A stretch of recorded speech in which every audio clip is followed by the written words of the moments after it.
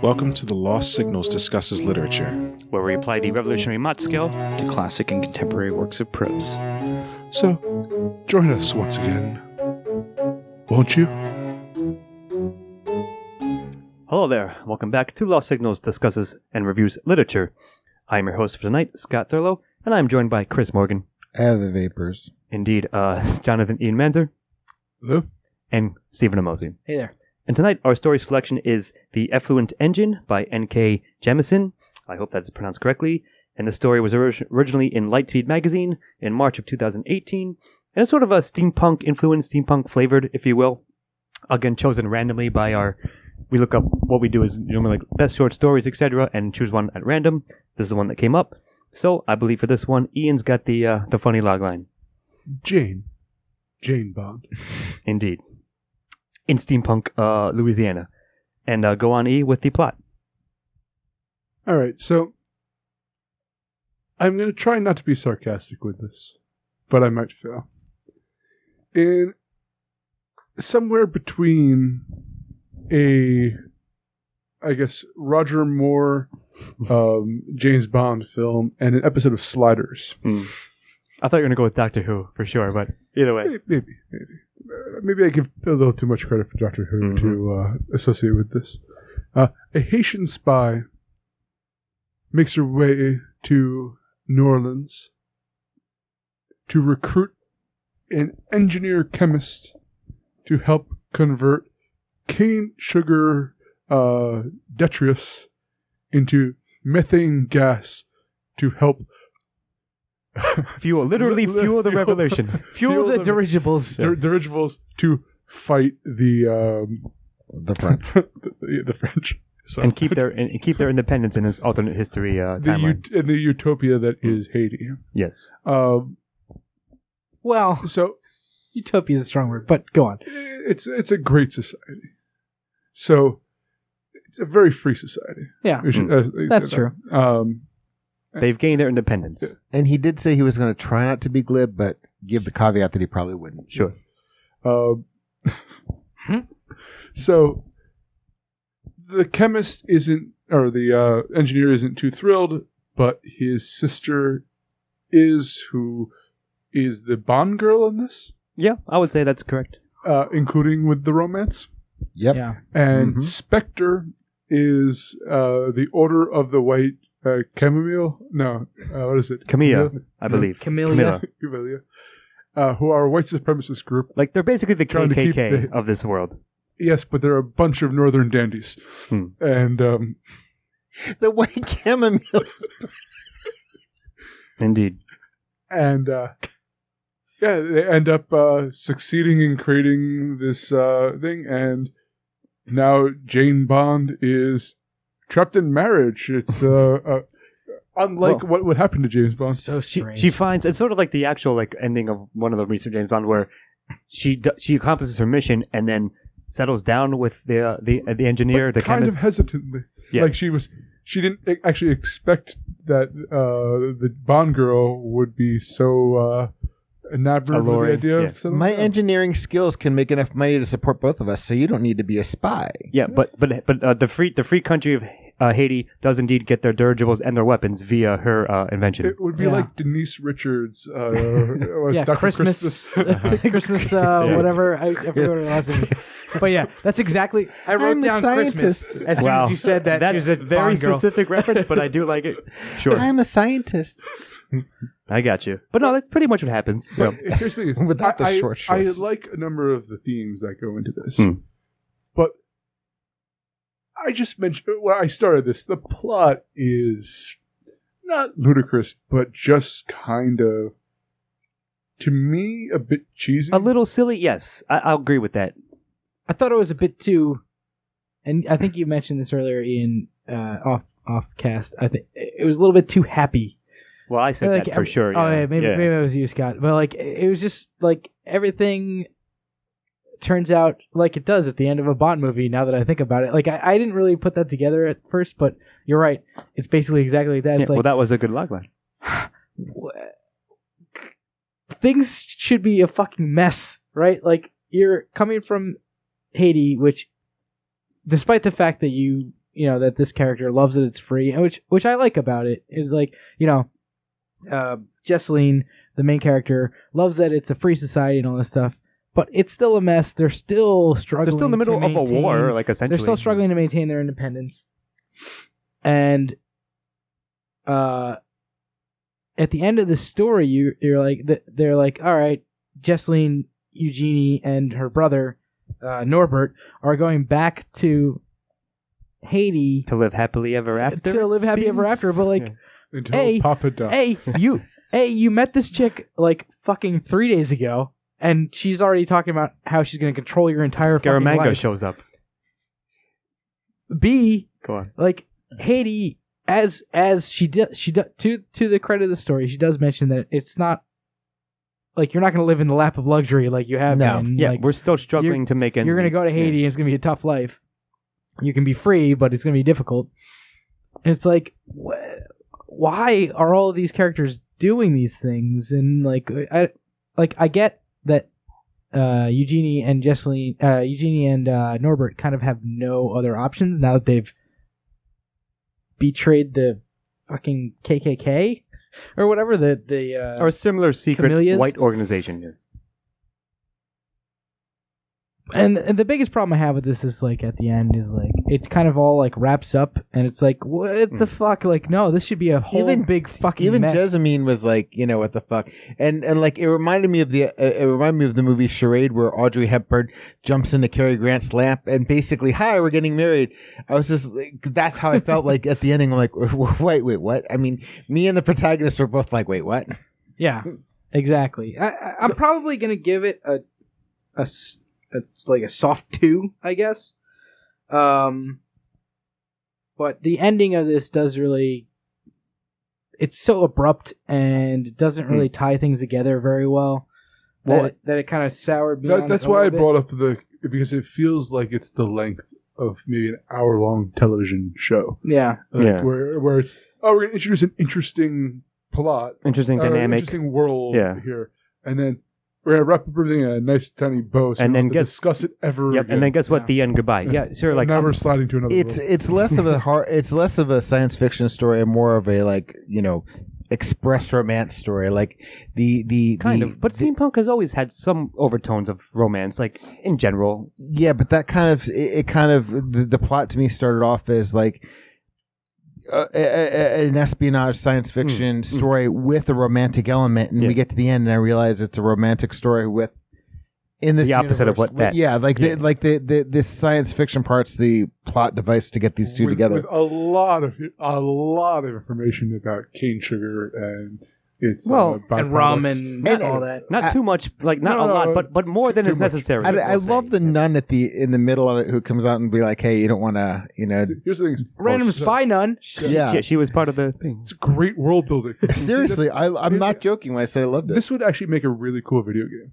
Like a world build, like an Assassin's Creed type. Yeah, steampunk is always pretty cool, but like I'm gonna have to agree that like I'm gonna take a point off. I'm gonna give it a 2, but the point of taking off is definitely for sure the conclusion. If back in our old style of parsing it out, like I didn't like the conclusion. It was too neatly packaged, wrapped up, and like, hey, now everything's fine. Like no, like everything you set up says it shouldn't be fine. Yeah. Right. So like that didn't quite rub me the right way. But everything else I thought was decent. Like, it was a nice espionage, like I said, sort of a Bond in a steampunk world setting and an alternate history as well. So that's all fine, but I'm still going to give it a 2 at the end of the day. I think you guys are doing it as well, Steve-O, for sure. I'm going to give it 2. I'm going to give it a 1. 1? Okay. Yeah, I hate to say it, but I agree at the end. I'm going to give it a 1. That's completely fair. Like, I was sort of wavering, too. Like, I didn't think it was too weak, but it left something lacking, like something was lacking, left something to be desired, if you will. For the length of the story, I wanted more. Yeah, true. To be fair, sections of it that I wanted a lot less of. And I get it. Like I completely see your point there. So 2s and 1s all around looks like, and that'll bring us to themes with you, Steve-O. Yeah. So there's definitely this overarching like racial tension that's going on throughout, and that gets set up strongly in the beginning. There are words had with the initial character, who turns out to be the big bad later, which is a classic spy kind of noir thing. Yeah, I would say. I guess it's foreshadowing. I guess he uses some words that I'm certainly not going to repeat, but and then it turns out that he's been the villain all along. Yeah. You know, like, it was me. I'm the leader of the order. yeah, and I guess it's similar to the fact that there's going to be these characters that are not. That don't have the social understanding of the world to I think it kind of like softens the blow a little bit that he's like the ultimate bad guy and not just some random character walking through the world being just racist and not understanding that. Well, it's sort of. super Like, I racist. mean, before you go, I'm sorry. He's again like he's a member of a racist organization that is against what she's doing. Like, that's exactly what I mean. He's not like just a regular member of society. He is but he's like somebody who is set up to be the fucking terrible human being. He's like a member of and Hydra. He's saying terrible shit. You know, as I'm saying, like I understand what you're saying, but what I'm saying is that like I think it would have been stronger if this was just a character who, as like a lot of this type of racism is just like casual. But no, this guy is like it's the racist of all racists. Right. He's a card-carrying villain. Yeah, for sure, that's true. I got it. He was attracted to her and hitting on her. I mean, yeah, he used racial words against her, but I felt that there was. But that's a Bond thing. Like, you're exotic. Well, there's always the hint of that, but that's like that even that plays into like the idea of like this character being a super fucking villain, and like to have that. I wouldn't call him a super. To have that incidental like racism in the beginning, and then have it be from the quote unquote big villain of this entire thing, I think softens it a little bit because you're like, oh well, obviously he was supposed to be the most racist. Yeah, but the fact that his actions, regardless of who was the villain or not, were the main character didn't consider that out of place. Yeah, you're right. And, I think shows that like even the monster seems normal in the society that they're in. Yeah, I mean, it's good world building for sure. Like, on top of the obviously like racial overtones, like complexities of it, there's also classism, as you might like to mention. He like certainly was applied. So it's both of those, right? Again, it's alternate reality, steampunk, 1800s Louisiana. So you have all the things that like parallels to our actual history, but set in this again slightly divergent world, if you will. Right. So goody. So. There are two black lesbians in this, which their defining characteristics are not that they're lesbians. They're fleshed out, and both of them completely different and both skilled in their own way. For sure. They're a spy and a scientist. There's this thing called, there's a test with this that starts with a B. Do you know what I'm talking about? The Bechdel test? The Bechdel test. I'm not 100% like fluent. So the rules of the Bechdel test, yeah. I can lay them on you real quick. It's cool, basically that throughout the movie, women have conversations that don't involve them talking about a man. Yeah. And I don't know, like, I'd have to go back and look to see if this passes it, because they may have had conversations about her brother, but I don't think they actually But only briefly, and only I don't think they talk about him when he's not there. Only tangentially, in fact. See, if I think it would pass the test, in fact, if I recall. From what I remember of it, I think it does. And both the test and this work. And also, the brother himself is kind of a jerk, but is redeemed at the end in the action sequence. Like, he's a well-meaning idiot, it seems like. But even towards the end, like, he puts himself first before, and they go out of their way to say that. Right. He doesn't, he's not just a useless man, that you can have men be heroes and women be heroes at the same time. I think that's a really nice... And he doesn't, like, exile them. And actually, that's a good point, like, the issue of sexuality is, like, the heroine, and she becomes a lover with her, ostensibly the sister of the scientist who she'd come to recruit in the first place. So I think that's all, like, nicely melded within the steampunk-inspired world that it's set in. So I think I'm giving themes a 1. Are you guys? Oh, sorry. No, go ahead, because I got to bring up something. I also want to bring up Haiti for a moment. In that I love the idea of what Black Panther did with the Afrofuturism, that kind of having a steampunk Haiti that flavored because technology worked differently, it succeeded. Where and I've met a couple of Haitians in my time. They're all wonderful people, and it's nice to see that that dream of what it could have been. Yeah. And I think that's definitely flows throughout this work. There is something touched upon, and I was talking to Beth and Rich prior to this because I wasn't sure if I wanted to bring it up.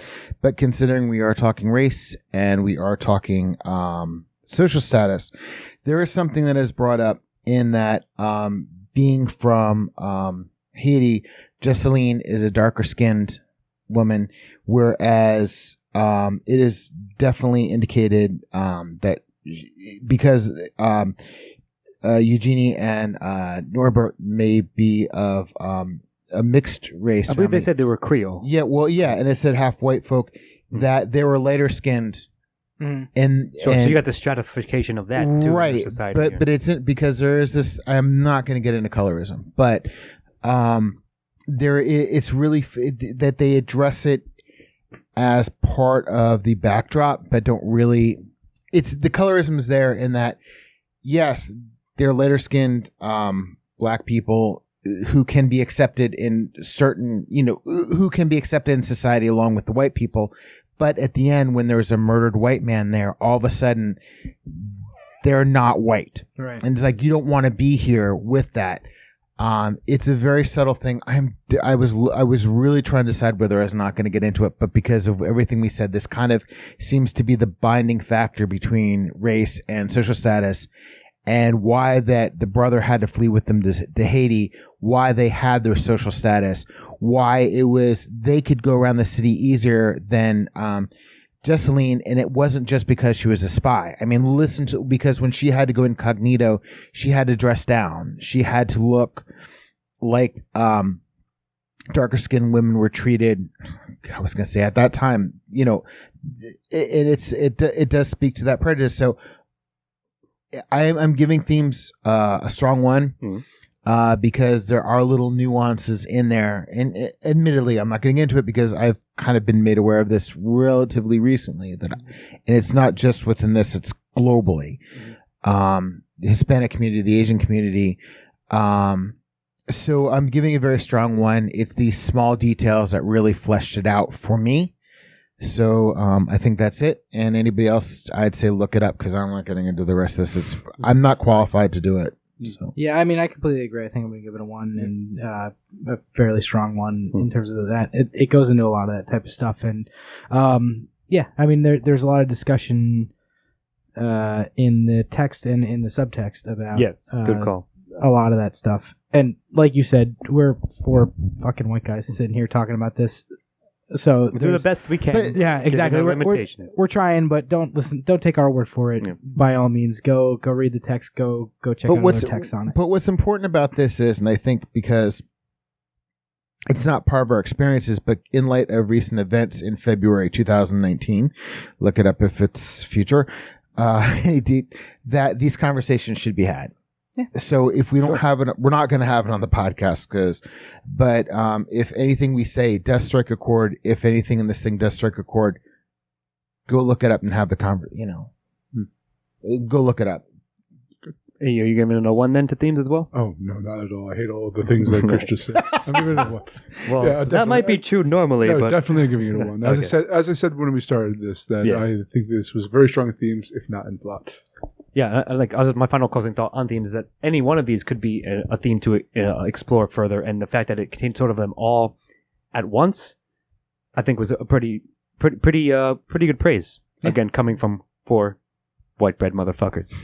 So let's move on to Antagonist. That'll be me. And so you sort of laid it out, Steve-O. Again, because it's sort of a classic Bond noir-ish style story. Of course, in the first opening pages, she bumps in the main character. You're introduced to her quickly. She's on a spy mission in Louisiana to accomplish a certain task for her free nation, and bumps into seemingly a random person who seems somewhat suspicious, but almost innocuous. But of course, you should immediately suspect that character because why would it be there? She bumps into Thomas Wolfe. Yeah. Okay. I imagine him in the full white hat, that's white suit. It's extremely hilarious, even though he claims he's from New York, which may or may not be true. But it's that kind of like the thing is, the most interesting person in a Bond film should be the villain. Right. It should never be James Bond. If it is, you failed at making this.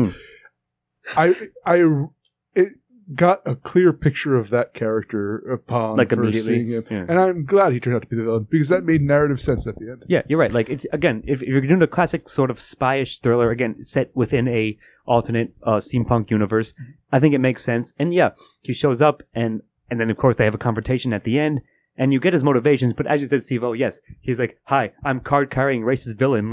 Here, sure, but like, it still makes sense within the universe, within the setup of the world. So, what do you think? I'll say I agree. I'm glad that guy had to come back.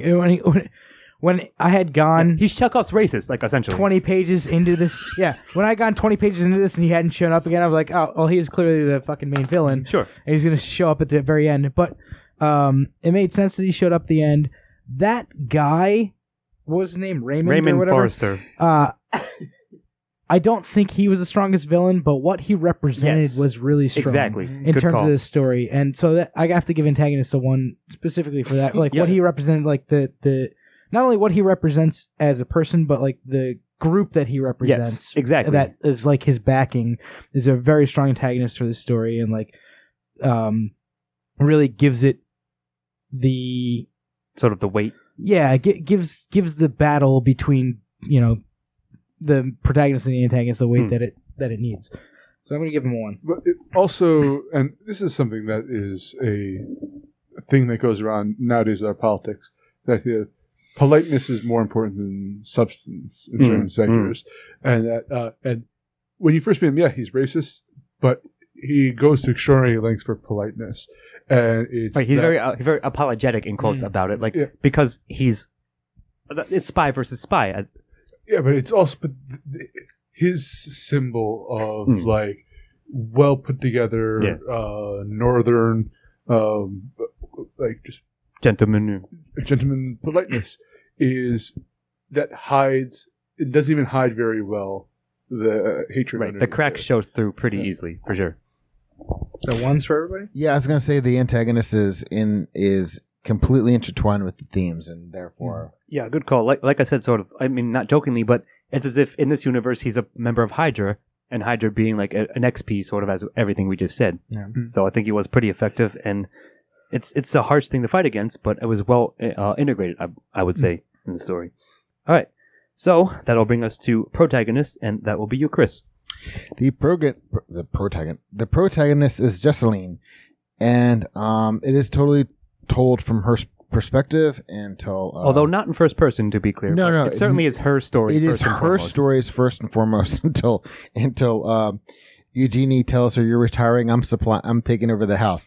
But no, but it is definitely Jemisin's story. That is a very good.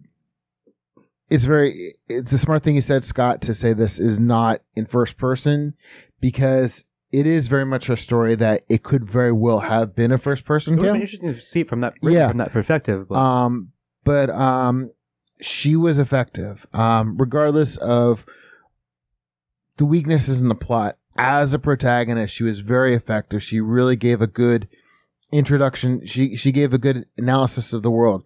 She gave the things she said really corresponded with what she did that wasn't part of the dialogue that the author described her doing, as I said, dressing down, so to speak. I thought she was great. I don't really have much to say. Definitely a strong one.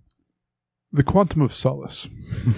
How many Bond references can you cram into this one? But I still think they're relevant. I think this is that I heard people saying that it's the most realistic Bond, and one of the most boring ones, because like the stakes are 10% of like the water supply of a country or something like that. This is like besides the steampunk stuff, the plot of this and what she's trying to do, very realistic in that she's trying to convince a bunch of scientists to do science with Kane. And I'm like, look, like I believe all this stuff because it's so boring. Yeah. That sugarcane and methane and rum and so forth. all of which are related. Yeah, but overall, I do agree that she was an interesting character and a memorable character. Yes, I would say she's smart, capable. I mean, she's a spy. That's her job. She's come to this. She's traveled from her freed land to recruit, like you said, scientists who are able to help them retain their freedom. And I think she makes smart decisions. Like she's clearly trained. She's prepared, like I said. So I have to give a lot of credit. And she's well-rounded. And like, yeah, she happens to be a lesbian, but that's not, again, does not define her as a character. What defines her is her strength and weaknesses also to a degree. Yeah. Right? She's like, oh, I missed it. They were watching later on. She realized that she was found out not because she messed up or like didn't notice somebody following her. They were watching Eugenie instead of her, which like, she was blinded by that aspect. So I think that makes her a fully well-rounded, interesting character with a pretty good arc, barring the ending, which, as we said, what we said about it. Yeah, I like Jesseline Bond. I think I'm going to give her a 1. Yeah. And Jesseline Bond is solid. Yeah. I mean, she's an interesting character. She goes through being fairly smart about things, and when she gets thrown a monkey wrench, as you said, that they were looking at Eugenie instead of her, she regains her wits fairly quickly, and she deals with that situation. Is a spy, Eugenie's her cue. Yeah, kind of. But yeah, I'm gonna give her a 1. All right. So that'll bring us to secondary characters and UE. All right. Well, we have Norbert. Yeah. You have Eugenie. He's kind of more of a Q, I guess, but sure, go on. Maybe more of, I guess, the John Cleese Q. Yeah, I was gonna say, really. But he's kind of. We talked a little bit about him. Kind of bumbling, but kind of intelligent at the same time. I mean, he knows his field, but socially he seems a little off. Eugenie's a fascinating character, but I'm really going to give a 1 for a character that has, I believe, 1 line in this, which is the spy nun. Yeah. Spy nun. She was awesome. She's sort of like keeping tabs on Jesseline, like it seems. Yeah, she is kind of like was it M? Who would like pop up? She doesn't give her any devices, but just kind of like pops up out of thin air. It's like, hi. No. Certainly Moneypenny. Anyway. Yeah, I agree. Spy Nun is great, and Eugenie is a really good character as well as like this clueless scientist. I mean, not she's naive. clueless, She's but naive scientist. We'll say that. Who is really smart in kind of one aspect that. I mean, she's a brilliant chemist. Needs, and but has this other character, like this other quality that makes her kind of I really hesitate to say fall in love, even though that's the way that you're supposed to feel about it at the end. Like story wants you to believe that she wants to, makes her kind of want to bang her, and sure. You kind of see it through Jesseline's eyes in terms of like their budding romance through Jesseline's eyes, and she's a really interesting character because of her brilliance and because of her sort of place understated nature, and I really like her for that. So I'm going to give supporting a 1. Well, I was going to speak to Eugenie and Norbert in that there's a lot to be said about the role of women, keeping women down, in that he was able to go to this school in France, and he sent her back to books. There was a line about that, correct? Yeah, it's like he was like smart enough to get the grades in school, but something didn't quite gel. Whereas Eugenie really understood stuff, but she was kind of kept in this role as kind of like the handmaid in a sense, because she was the one who showed up with she showed up with the beignets, and she's kind of like this. Oh, here's my sister. At first, sorry, just to interject. She's like a meek, like subservient almost role. Subservient from Black Panther. Kind of, but like. No, I think Shuri was much Shuri's more way more outspoken. No, Shuri would kick your ass just for saying that. Yeah.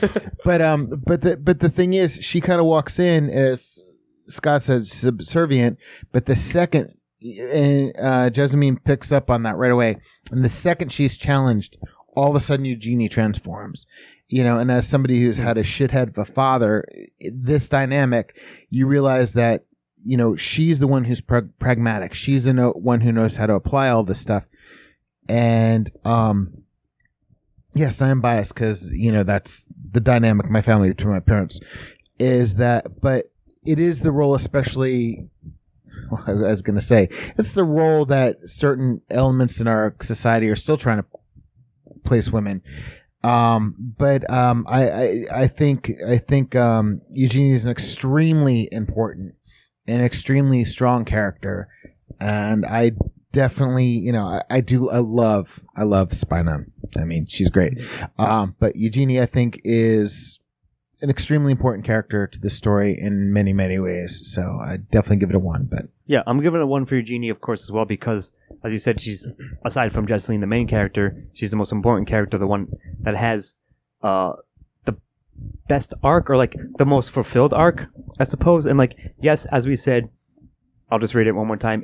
It might not be the most satisfying ending because of it, but I believed everything leading up to it, especially like with her growth and change, and like one of you said their budding romance and their flirtations with each other.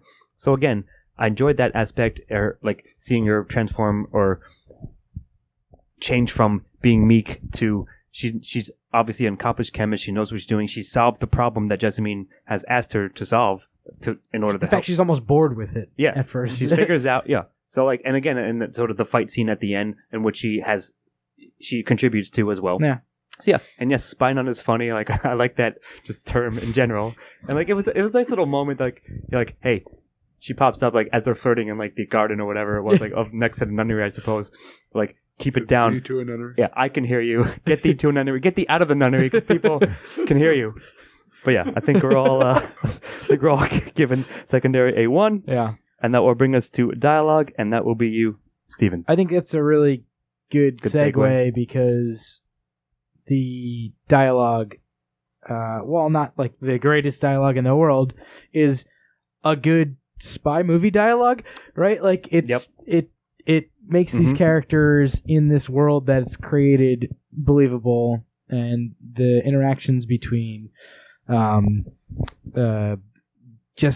and Norbert in the beginning are interesting in their own way, or he gets like kind of angry and like almost violent, but is cowed by his sister coming into the room, and then the interactions between Jesseline and Eugenie, while sometimes almost like awkwardly, or maybe even verging on cringeworthy because of the awkwardness of like the situation, budding, really, like flirtation.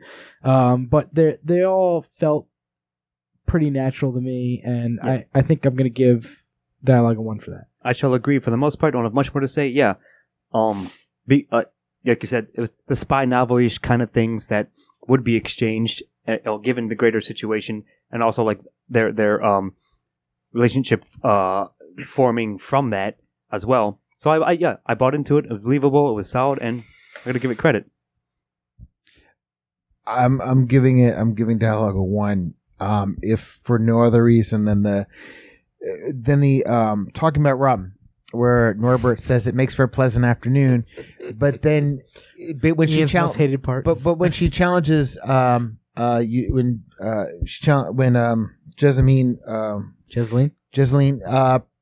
challenges Eugenie, that all of a sudden it's not just a pleasant afternoon. They're like right on the same page, and I think elements like that are super important to everybody's character in this. And as I said, I feel whatever faults there are on the plot and not really having the direction you think it's going to have. I think the character works really, really strong, and I think it's the minutia of the dialogue that really helps strengthen small parts of the character. So I'm definitely giving it a 1. No, Audrey, also give a shout out to Forrester's sort of like, again, villainous Bond, like somewhat like monologue, like his threatening words to her as well. Like it made sense and it fit in again with the setup of the story. So that's a 1 around for E. Hold on, Ian has not said anything yet. What were you guys reading? I'm giving this a 0 because I don't remember much about it. I guess you guys saying that this was good dialogue. I think it served its purposes. Go ahead. That's like me watching a bad episode of The Outer Limits and saying, well, this dialogue served its purpose. All right, fair enough. It wasn't weak, is what I'm saying. Go on.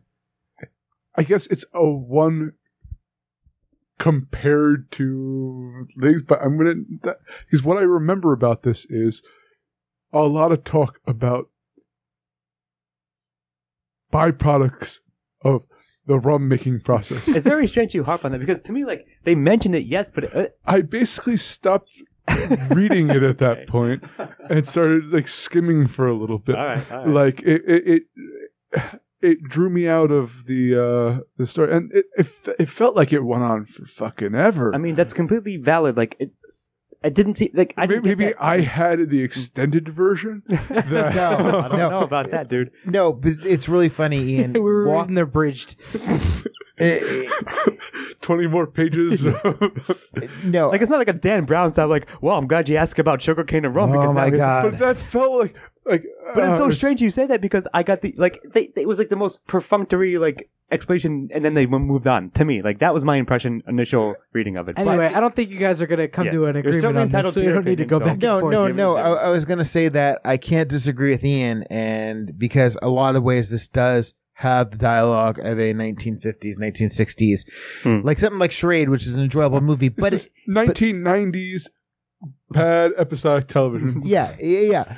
But by the same token, as we broke down the characters, I'm remembering bits of dialogue that helped to strengthen my points about the characters.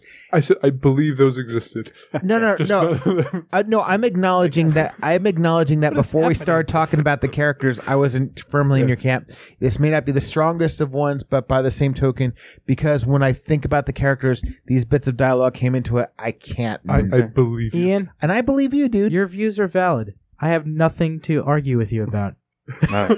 So, Chris, you're giving dialogue a 1. Sure. You will stick with a 0. And Steve-O, you're officially giving dialogue a 1 as well? Yeah. All right. Well, let's move on to style, and that will be me. I quite enjoyed it. So, steampunk, I got more into it, like, a little bit recently. Like, not even recently, we'll say, but it was never, like, my number one go-to sort of alternate, like, speculative fiction genre. But I enjoy it more and more as it went on, and I like the setup. I enjoyed the world building, as we said, and I think a lot of it went to in service of that. So I have no complaints about it. Was it the most amazing style I've ever read? No, but I think it was damn solid for what it was. I think N.K. Jemisin knew how to incorporate what was needed to be said and set up, and again, all the elements that we discussed previously. So I think I enjoyed it quite a bit, actually. Absent blimps, what was steampunk about this? We had the clockwork stuff, like the laboratory in Eugenie's and Norbert's house. Right, there was that for sure. Yes, that's all how. I remember from that was rum bottles everywhere. No, that was different. That was in the parlor room, if you will. Later on, in the conversation in the shed in her workshop, it was all like tubes and vacuums. Like they said it. They definitely. I might have gone into a coma at that point.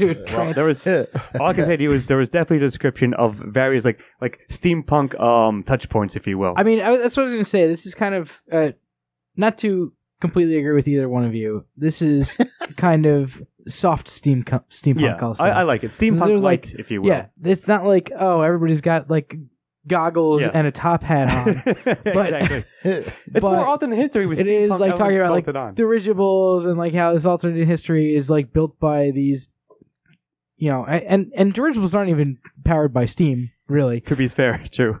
But I guess it is they're powered by effluents. It's methane-punk.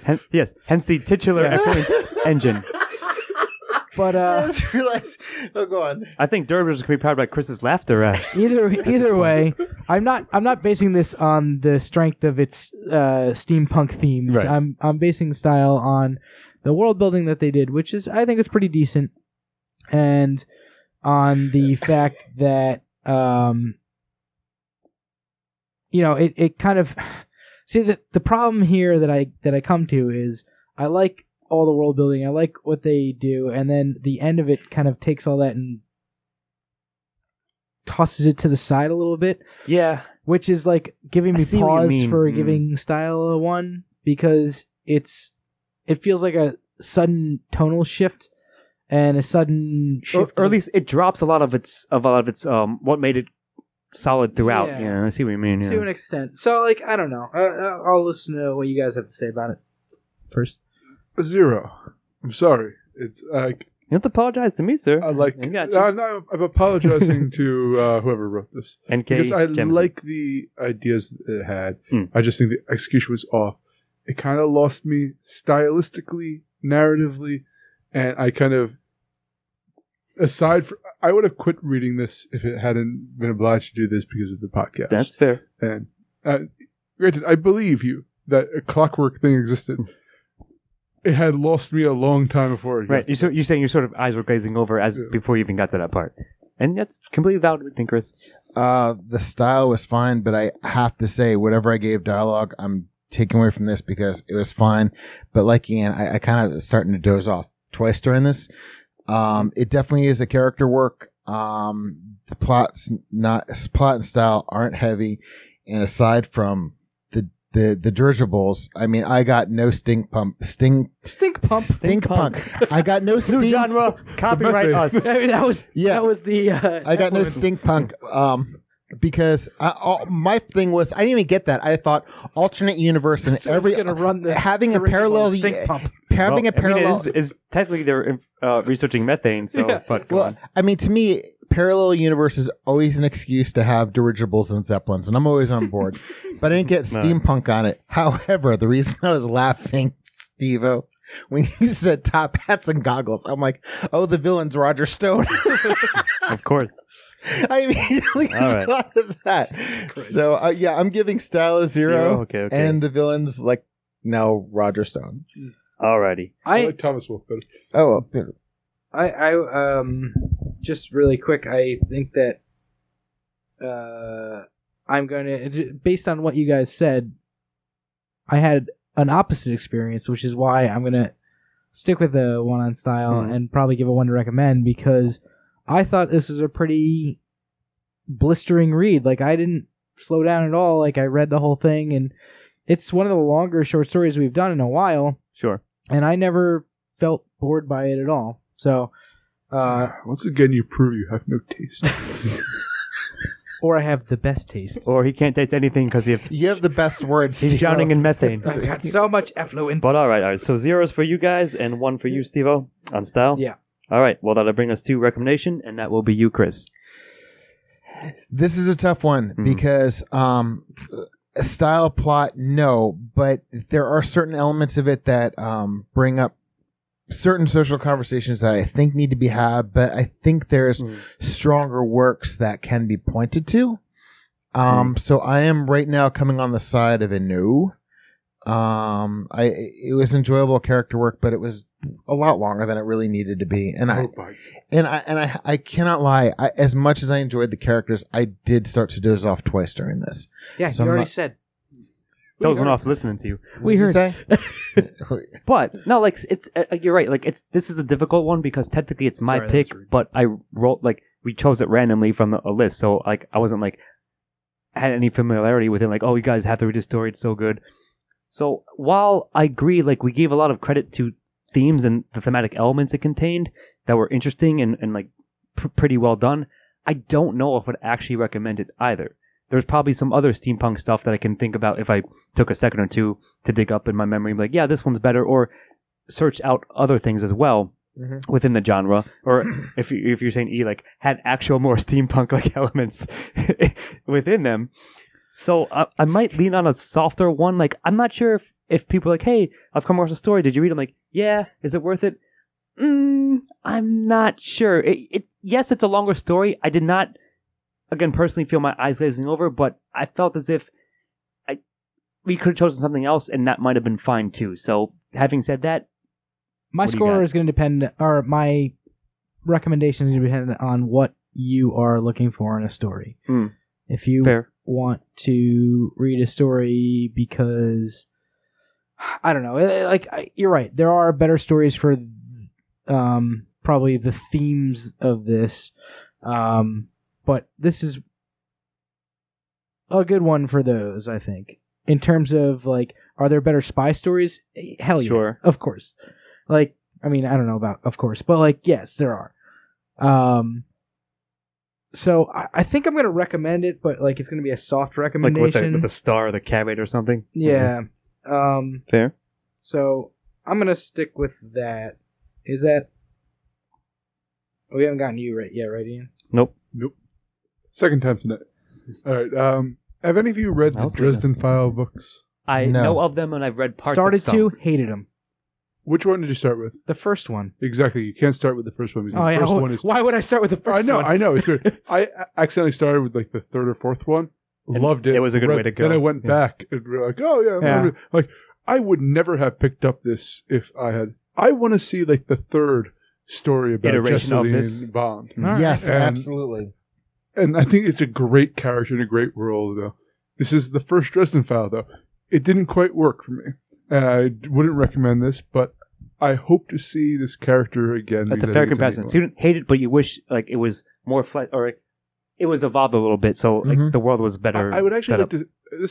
I would like to see the author kind of grow a little bit too. Okay. Yeah. Okay. But nonetheless, All right. So it's zero for you. recommenda- Right, Chris? recommenda? Yeah, it's going to be a 0 for me, but I Alrighty. agree with Ian. I really want to see more of this character. I want to read more of this author because there's so many things, as we've discussed in themes and so forth, that are really there, but not in your face, but enough to bring about the conversation, enough to, I think a lot of things in here are important socially, and I think in terms of narrative, and I think in terms of character, they're great. I just feel like, as Ian said, it's underdone at this point. This is the most wildly different scores that we've had in It's pretty maybe good. ever. Yeah. It's not wildly, but it's a pretty good range. It's pretty fucking wild. I mean, If I'm doing it correctly, sure. do you have them all? I believe so. All right. You correct me if I'm wrong. All right, I will do. So as we wind down, here's what I got. I've highest score you with Yeah. a 9. Me, I gave it an 8. Chris, you gave it a 6, and he gave it a 5. Is that correct? Which Yep. gives us a 7 A 7 overall. overall, yeah. Which I think it's actually probably pretty spot on. Really, even though I gave it a 9, I think it's not that strong of a story, in terms of that. Yeah. But it hit the points for me on the scale. But I think, I like what you said there at the end. The Dresden File comparison is pretty solid, where you would just like to see them evolve a bit and flesh out a lot of the stuff and make it more compelling, perhaps, and fill out some of the gaps that we thought were lacking in this one. Yeah, I kind of agree with that. There are a few items on here that were almost a 0 that I gave 1s to. Yeah, and I could have been. Yeah, would have lowered my score quite a bit, but I feel you. So the Effluent engine gets a solid 7, a 7 on the methane gas scale, I guess we'll say. I don't know if that's good or bad, but barring any final thoughts, anyone? No. I was just going to say that, I'd definitely check out some more stuff by N.K. Jemisin. Yeah, I would like to see other things, or maybe she did. So this was, sorry, I'll correct myself, because while it was published in Lightspeed magazine in March, it was originally published in 2011 in steam-powered, which clearly seems to be an anthology of that. Yes. methane-powered. where can I knock off another point for that? All right. Well, too bad. Too late. You've already knocked off enough points. And I think that'll do it for tonight. For the Effluent Engine, I have been your host, Scott Thurlow. I have been here in my dirigible with Chris Morgan. Good evening. And Jonathan Ian Manzer. We got some white chamomile. And Stephen Amosi. Fly away. And we shall see you next time. Good night. Editing and engineering by Christopher Morgan. Music by Christopher Morgan. Check us out on YouTube and iTunes for the shows, and on Facebook and Twitter for updates.